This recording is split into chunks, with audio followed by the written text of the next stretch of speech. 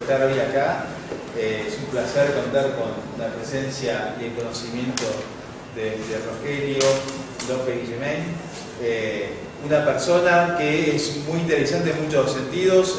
Yo lo conocí primero a partir de su obra, pero a la vez uno analiza su historia académica y el cruce, ¿no? La fertilización cruzada de su conocimiento tiene, creo yo, en gran medida el origen de esta visión tan valiosa, ¿no? de un médico que a la vez se inclina y quiere comprender y quiere modificar, trabajar en temas sociales, políticos, institucionales complejos como son la Argentina, ¿no?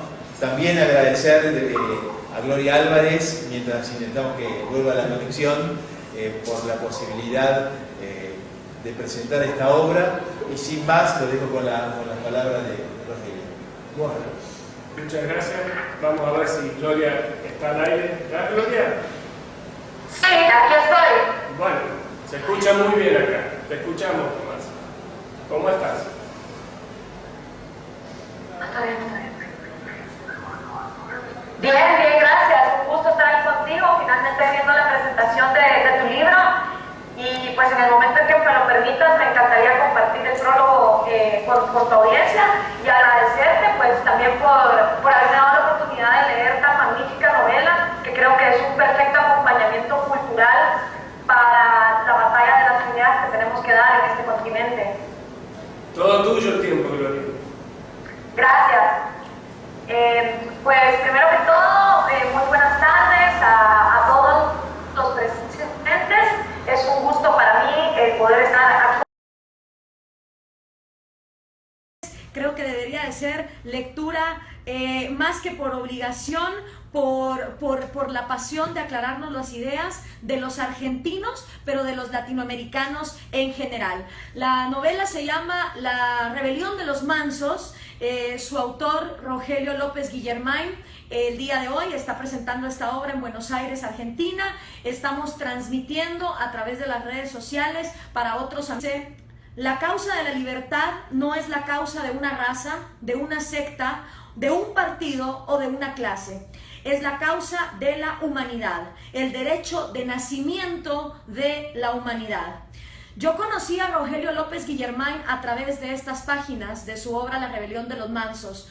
Un amigo me comentó del interés del autor porque yo escribiera el prólogo de su libro. Nunca nos hemos visto en persona, venimos de países diferentes, de pasados y experiencias personales que ni el autor conoce de mí, ni yo conozco del autor. Ambos confiamos ciegamente en el trabajo del otro. Este es un vivo reflejo de lo que la tecnología está logrando, trascender fronteras y obstáculos para poner en contacto a personas que lo que tenemos en común es lo esencial, lo verdaderamente importante, nuestra escala de principios y valores, las ideas. Ambos defendemos la libertad individual y confiamos más en la rebelión de libertades individuales en su país, Argentina. Se enfrenta a la dura decisión de mantenerse fiel a su dignidad o sucumbir, como lo van haciendo la mayoría de comunicadores ante las presiones de un gobierno manipulador, cuyo mayor temor es que en la sociedad emerjan agentes inspirados a romper el silencio, a dejar de ser cómplices para convertirse en voceros protestatarios a favor del planteo individual, el raciocinio y la reivindicación del derecho a disentir.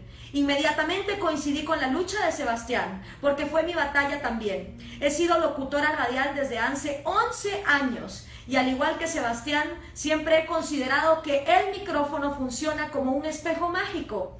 Si a la audiencia se la trata como a una muchedumbre ordinaria y amorfa, así se proyectará en mí el reflejo.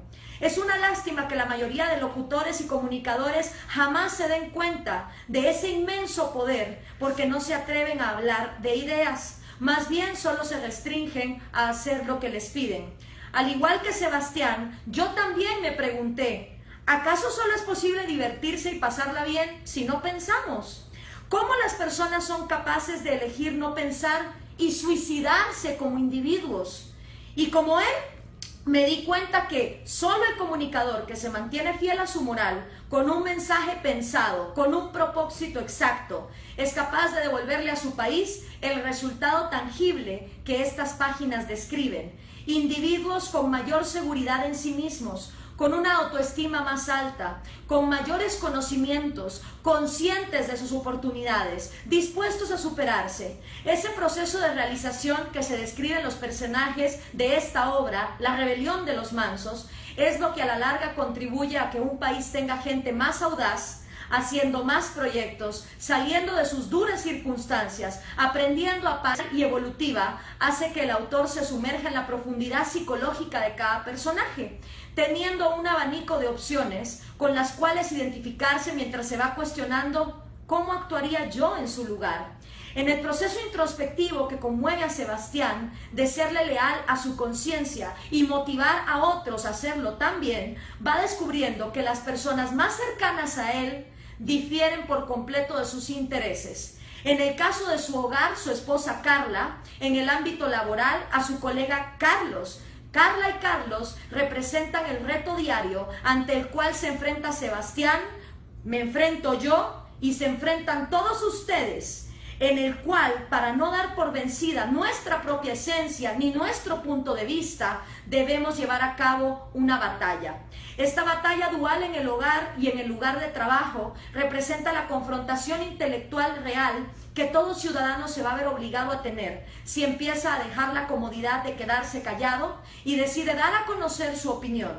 Por otro lado, el hijo de Sebastián, Lucas, personifica los resultados positivos de dicha batalla.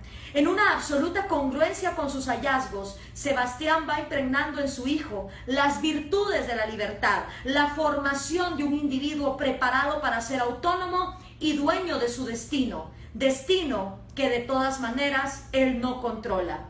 Este libro nos demuestra que más que en las urnas electorales o en las oficinas del gobierno o en los curules del Congreso, la batalla de las ideas la libran diariamente quienes abandonan la cobardía en las conversaciones en una cena, en los parques, en los cafés, en las calles, en las cabinas de radio o en la cama con la pareja. Así como en la congruencia con la que criamos a nuestros hijos, si es que les enseñamos el valor del trabajo y la dignidad que solo la libertad nos concede cuando somos responsables de nuestros actos. Retomando lo que hace 70 años dijera George Orwell en el segundo prólogo de su Rebelión en la Granja, yo voy a citar estas palabras y las cito en el prólogo de esta novela de Rogelio. Yo no estoy diciendo que exista una conspiración oscura, secreta o maligna para someternos. El mundo y sus señores son demasiado estúpidos para fabricarse una logística de tal envergadura. Si alguna conspiración existe en contra de los individuos, es la inercia de nuestra propia pereza mental, de nuestra indolencia en telecomunicaciones, porque no existen la propaganda y la publicidad geniales, sino multitudes de zombies ansiosos de recibir órdenes, de descargar la responsabilidad de sí mismos en el primer tirano que aparezca.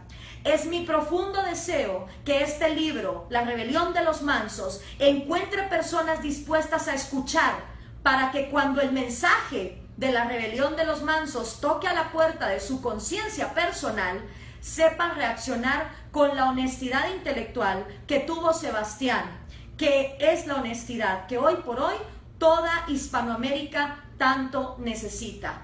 Y este es el prólogo que tuve el honor de poder escribir para esta obra que hoy se presenta ante el público en Buenos Aires y ante toda Latinoamérica a través de la tecnología para que adquieran la novela La rebelión de los mansos, disponible ya en Amazon y por supuesto en su forma física. Te agradezco, Rogelio, de verdad, porque esta es una prueba de que las ideas de la libertad también necesitan forjarse a través de la cultura y no solo desde el espacio económico. Y eso es precisamente lo que tu obra refleja. Así que espero que tenga todos los lectores que se merecen. Muchísimas gracias.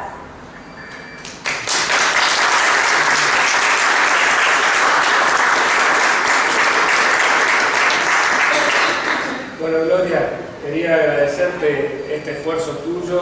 Te has tenido que distraer un montón de cosas de tus actividades para sumarte a este esfuerzo. Haber encarado la idea del prólogo y haberme enaltecido y difundirlo como lo estás difundiendo, para mí es también un honor y estoy seguro que vamos a poder seguir creciendo en estas cosas juntos y sumando a más personas. Igual que acá a Martín, que me ha ayudado con el tema de la organización en Buenos Aires, a Rodolfo, que estuvo también en el tema de la edición y demás. Nos vamos sumando uno a uno,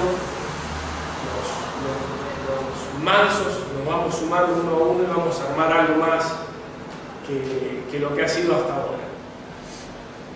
Y quería hablar un poquito acerca, agradeciendo la presencia de quienes han venido, acerca del porqué de este libro, de dónde viene. Y tengo que remontarme un poquito a mi historia y al libro previo que tengo. Y me interesaron siempre este tipo de cosas, por más que haya hecho medicina. Después de haber hecho medicina estudié 2 años abogacía, después 1 año de historia. Los tiempos físicos no me han permitido terminar esas carreras, pero siempre me ha interesado. En la facultad participaba activamente en el consejo directivo, fui miembro 2 veces, en el centro de estudiantes, siempre en minoría, siempre contra los que prometían cosas hermosas que no eran factibles o no eran reales, pero por suerte he tenido gente que me acompañó en aquellos momentos y que como Gloria ahora se ha ido sumando y se suman, y son las personas que debemos trabajar en el mismo sentido, en cada espacio que tenemos. Así fue que terminé la facultad y empecé a escribir artículos. Algunos de los primeros realmente me dan ganas de hacerlos desaparecer, pero bueno, creo que los de ahora más adelante me dan ganas de hacerlos desaparecer. Algunos de esos artículos Martín me los ha publicado en su página de fundación y bueno, uno los ha intentado difundir en distintos lugares. Y llegó un punto en que tenía todos los artículos que venía escribiendo y yo me daba cuenta que eran como pedazos de, y tenían que conformar una realidad. Y ahí fue donde me animé a escribir el primer libro, que se llama El Imperio de la Decadencia Argentina, cuyo subtítulo es Sumate a la rebelión de los mansos, casi anticipando que iba a escribir este otro. Y es una recopilación, un ensayo, tiene una parte histórica de dónde viene la Argentina, el concepto de país, de dónde nace, una descripción de algunas cosas puntuales del hoy, como la familia, la política, las instituciones, la justicia, temas muy puntuales, y un decálogo de futuro. El tema que terminé ese libro, cuando lo estaba escribiendo, inicié otro proyecto que fue una serie de programas de historia argentina en radio. Me acuerdo cuando fui al dueño de la radio a proponerle, le dije, te tengo el programa con peor rating de la historia de la radiofonía, un programa de historia argentina. Bueno, tan demente como yo, que estuvimos 5 años en el aire. Tuvimos suerte de entrevistar a García Hamilton, a Joffre, a ver, no sé, un montón, a Lupa, a Pablo, un montón de gente que se sumó a hablar de la historia de Argentina. Incluso cuando le dije, yo te lo armo, me dice, quiero que vos lo conduzcas. Digo, pero le voy a chocar, yo no sé conducir esto, ¿no? Bueno, lo mismo, y le dimos y salió muy bien. Y después de todo eso y del primer libro, le dije, ¿por qué la gente no termina de prenderse? Si bien la gente lo leía, pero había cierta resistencia. Y me puse a pensar que lo que le falta, y nos falta a quienes defendemos la libertad, es mística. Hemos perdido la mística. Y la gente que es socialista o comunista se embandera en esa mística, la mística del Che Guevara, del sacrificio, y nosotros la hemos perdido. ¿Por qué la perdimos? Y la perdimos desde el punto de vista que nos lleva a un reduccionismo de tecnócratas, de técnicos y sobre todo de economía, ¿cierto? Si alguien va a hablar de un liberal, habla de economía, y no habla de una cosa que es mucho más amplia, mucho más profunda. Y así en manos de esta gente hemos perdido banderas propias. Por ejemplo, hablan de la liberación y liberación nacional. Y el liberalismo propuso y llevó adelante la liberación del individuo, que lo liberó de las monarquías, mucho más profundo. Hablan de las minorías, de la defensa de las minorías. y la minoría más pequeña que existe es la persona, y el liberalismo la defiende. Nadie más defensor de la minoría que el que defiende a una persona, a todas y cada una, como decía Borges. Los derechos humanos, también. El gobierno anterior también se hizo amo y señor de eso.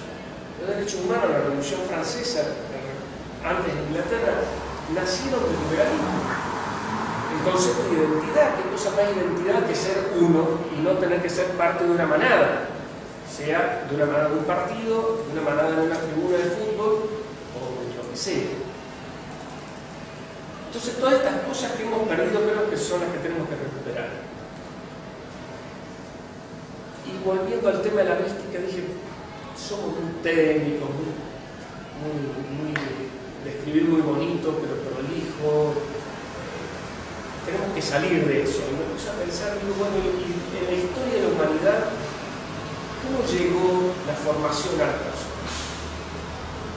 Y primero teníamos la mitología. Y en la mitología había todo un mensaje, atrás de esos cuentos había mensajes.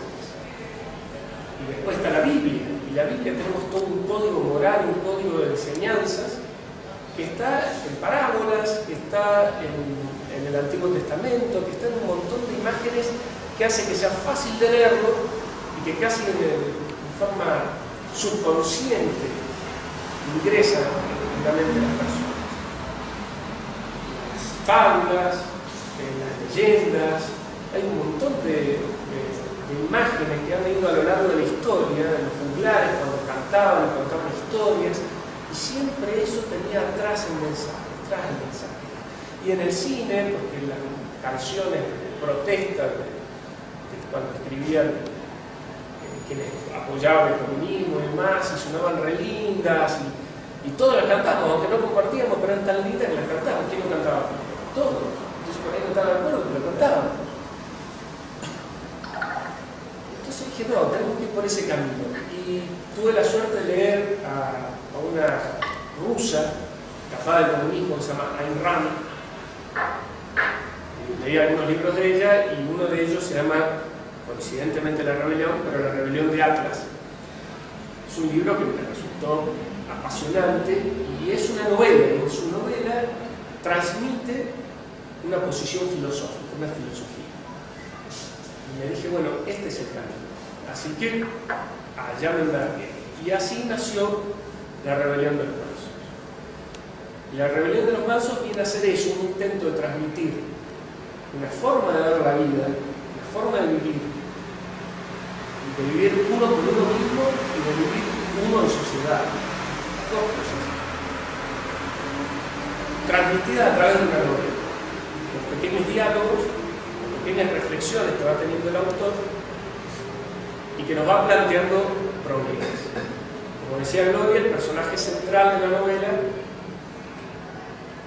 es Rebelión de los Mansos y Sebastián. Rebelión de los Mansos es un anónimo que le escribe mensajes a la radio, se acostumbra a escribir a las radios, y lo empieza a enfrentar con situaciones que él se da cuenta que no va. Entonces lo empieza a hacer reaccionar. La novela es saber quién es Rebelión de los Mansos. Va llevando a lo largo de la trama de la novela, va sucediendo un montón de hechos, y todo el mundo intenta descubrir quién es Rebelión de los Mansos. Sebastián, porque necesita conocerlo, los dueños de la radio porque le tienen un terror tremendo a los del gobierno, que están desesperados porque hay alguien que está empezando a hacer que la gente reaccione. Primero a través de Sebastián y luego a través de las cosas que dice Sebastián en el aire, al aire. Cada vez hay más mensajes de otros oyentes que se suman a esa posición contestataria de un gobierno que los está acercando a la gente y les está impidiendo que piensen, que actúen por cuenta propia, que deciden crecer. Bueno, el asesino no es el mayordomo, no le voy a decir quién es Rebelión de los Mansos, para eso tienen que leer la novela. Tiene muchas idas y venidas, como le digo, tiene mucha agilidad. Intento hacer que en ningún momento se frenen para que la gente quiera seguir con el capítulo que sigue. Y sobre todo, el secreto fundamental es que llegue al final y y diga, este soy yo, uno de los personajes, preferentemente sea Rebelión o sea Sebastián, soy yo y estoy haciendo lo que hace él o no. Y ahí está el quid de nuestro. Solamente quiero decir un par de frases más que no son propias, pero que las siento propias. Una es de un conterráneo mío, de un muchacho llamado Domingo Faustino Sarmiento, uno de los cerebros más grandes que hemos tenido y bastardeado de la Argentina, y decía: escribo como arma y medio de combate, que combatir es realizar el pensamiento. El pensamiento es la esencia del ser humano. Y si uno lo combate y no lleva adelante su pensamiento, está eligiendo no ser ser humano. Por más que lo pase bien, que tenga sus comodidades, que disfrute, que haga la suya, esté en su espacio de confort, está todo muy bien. Pero ahí se agota y eso no alcanza. Y la otra, la de uno de los padres fundadores de Estados Unidos, de Thomas Jefferson, dos pobres personas de apoyo para nombrar. Y Thomas Jefferson decía: he jurado ante el altar de Dios hostilidad eterna contra toda forma de tiranía sobre la mente del hombre. Y yo también pienso así. Y por más que he tenido he conocido estar en un calabozo apenas volví a la democracia por querer empezar a distribuir mis ideas, o he tenido que llamar a la policía para poder salir a la facultad porque me tenían cercado lo de franja morada, no me he dado por vencido, no me voy a dar por vencido. Es importante que sigamos, que aprendamos a ocupar espacios, los espacios que nuestros padres y nuestros abuelos ocupaban. Si nosotros nos revisamos la historia de nuestra familia, seguro estaban en un club barrial, en la biblioteca, en el centro vecinal, en algún lado, hacían algo. No hacía falta que todos seamos candidatos a presidente. Pero debemos ir ocupando esos espacios son los que van formando a las personas que van a elegir a los que van a ser presidentes. No podemos contentarnos con un voto cada 4 años y punto. Ese no es el camino. Ese no es el camino. Tenemos que recuperar ese espacio.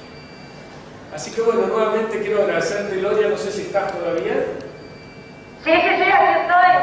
Nuevamente quiero agradecerte, como no te veo estática en realidad porque hay una foto tuya. Pero quiero nuevamente agradecerte. Queda pendiente ya para dentro de unos 15 días el programa ese que vamos a hacer en conjunto, que más que agradecido. Y también acá a Martín y a Rodolfo, que bueno, está con su representante, Patricia, acá, por brindarme este espacio, y a todos ustedes por haber venido. Muchas gracias.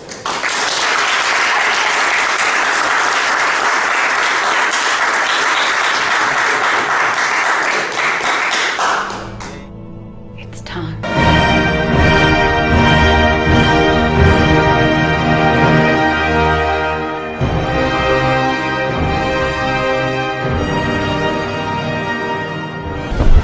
Who was he? He was you. And me. He was all of us.